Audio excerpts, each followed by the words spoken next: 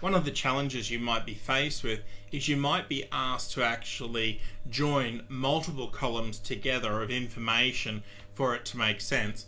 For example, in this case here, we've got first name and last names in column B and C, so we need to join them into one cell. Now, the technical term for doing this is called text concatenation. The way we actually do it is we simply type in our equal sign to begin with. Then we use our first cell address, which in this case is going to be B4. We then use ampersand. Now, what we need to do now is we want a space between first name and last name. So by default, there are no spaces there. So I simply use a double quote, space, double quote, ampersand again, and then put in the cell address C4, hit enter, and you can see now how it's actually joined those two pieces of text together and put a space in between. If we hadn't actually put in the double quotes with a space in between, we would have just had Jason Smith next to each other. So you actually use the double quotes with a space when you want to separate words from each other.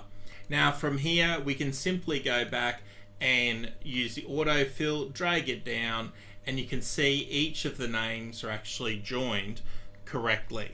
We can take the concatenation even further if we wanted to have, say, Smith and then the first name. So we'll just highlight this again.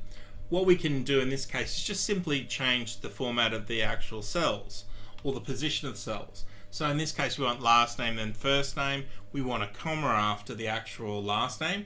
So we go equals C4 ampersand space double quote, and then we just simply put a comma. So that's our last name with a comma, space, ampersand, and then we just put the first name, B4.